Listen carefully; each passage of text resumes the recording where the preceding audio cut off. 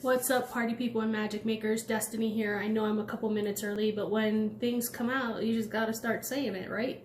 And this just like bubbled up and out rather quickly. I have been noticing, especially in my coaching, over the past couple of weeks, this has come up pretty frequently. Over the last week, including today, it has just like bubbled up and over, and I'm like, okay, what is going on? And that is just this feeling of overwhelm and how it just like gets us all worked up, right? And so a big part of overwhelm is from anxiety, right? And we work ourselves up, and then we while also adding more and more stuff on top of it, and so it just makes us more and more overwhelmed. Plus we're still dealing with the anxiety that is being caused from it.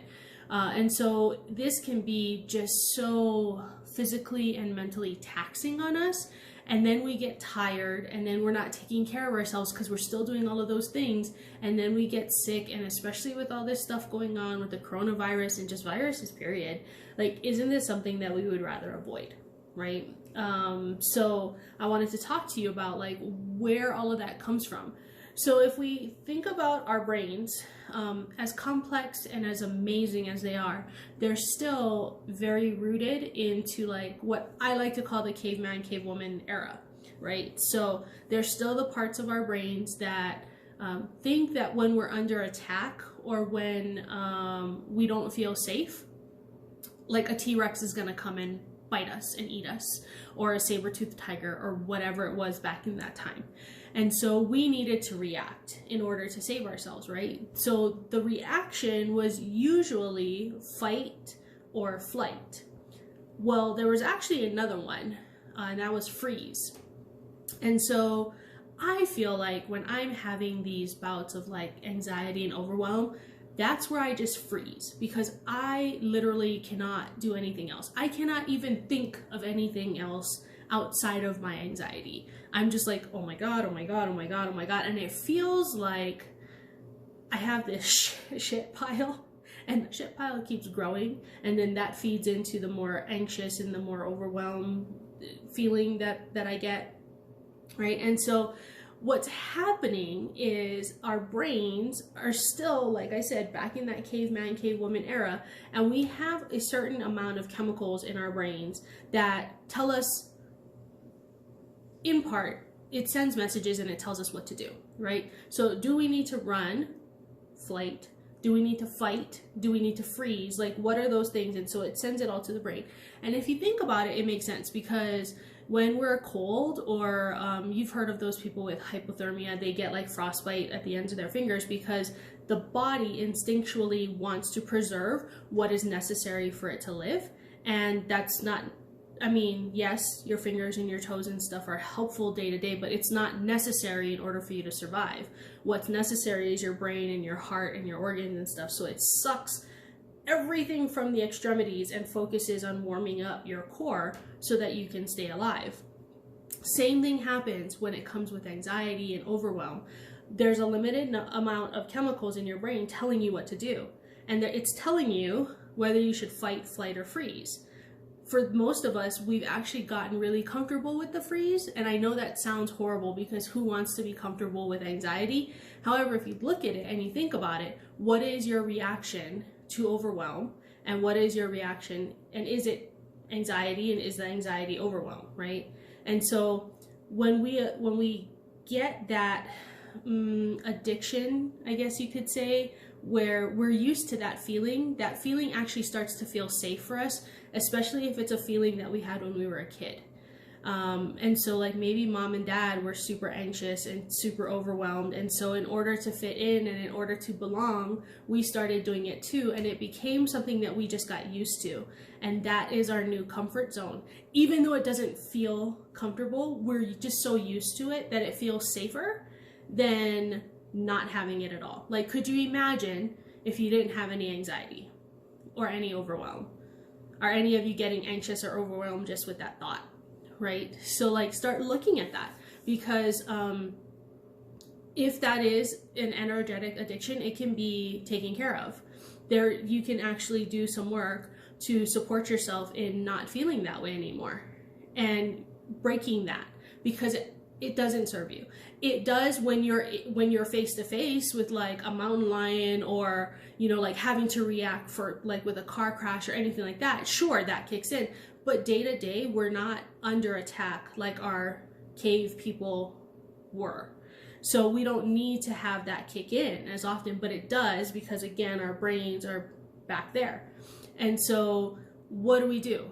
Right? Like, I don't know about you, but like I mentioned, it seems like when I'm having this anxiety and this overwhelm, it just compounds on each other and it builds into this big whole shit pile, right? And so if that's the case, then what, right? I find for me a couple of things, like I need to search for that moment where I can breathe and think outside of my anxiety.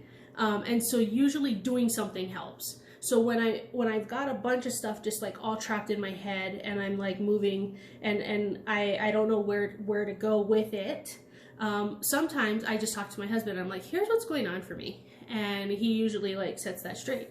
Sometimes I do the dishes. And I know that sounds funny, but like I love washing dishes. I don't like wiping or putting away. However, just that motion and just doing that helps me to like move my body and do stuff that like all of a sudden things become clear in my head. The other thing that I have found that has worked wonders is a breathing technique called SRT. And that's actually part of my coaching. Now that I found it, and it works so well that I'm like, oh, what? But I mean, think about this. If you put yourself into a bit of a state of fight or flight, and then you're able to release these feelings of overwhelm and anxiety, and then like take yourself out of that fight or flight response, your brain gets rewired pretty easily.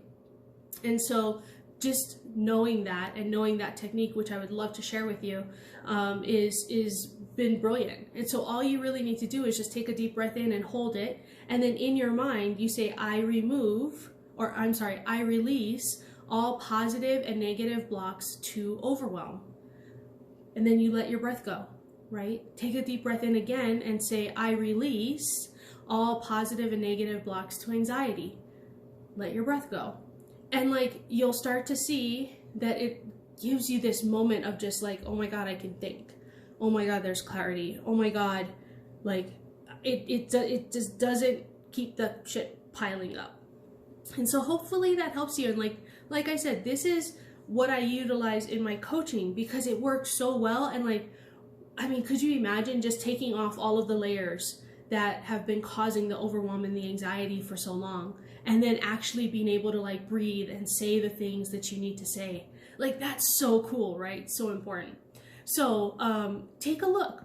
What's making you overwhelmed? What's making you feel anxious? Can you just use that breathing technique and support you in letting that go and breaking free of that? Like, wouldn't that be amazing? No overwhelm and no anxiety. Like, holy crap, that would be so cool. All right, so let me know how this works for you. I'm super curious. I definitely want to know. If you want to know more about this and how I utilize it in my coaching, I offer a free 30-minute session so that you can get a feel for it and really like dive into some things that are causing this overwhelm and anxiety for you, and we can get it going. Like, yay, that's amazing, right? And just like bring yourself back to this point of like grounded and centered. That's the place to kind of be, and like it feels all, I don't know, for lack of a better word, unicorny, right? Like, just, it feels really good in there. So I would love to hear in the comments, did you use this technique and did it work for you? And like I said, if you're interested in the 30-minute session, just let me know. I'm happy to be here. I'll actually put the link in the comments, and then that way, if you are, just schedule it with me. But yeah, like, this is the good stuff, right? This is the, let's get back to who we really are, not who somebody else told us to be. So until next week, peace.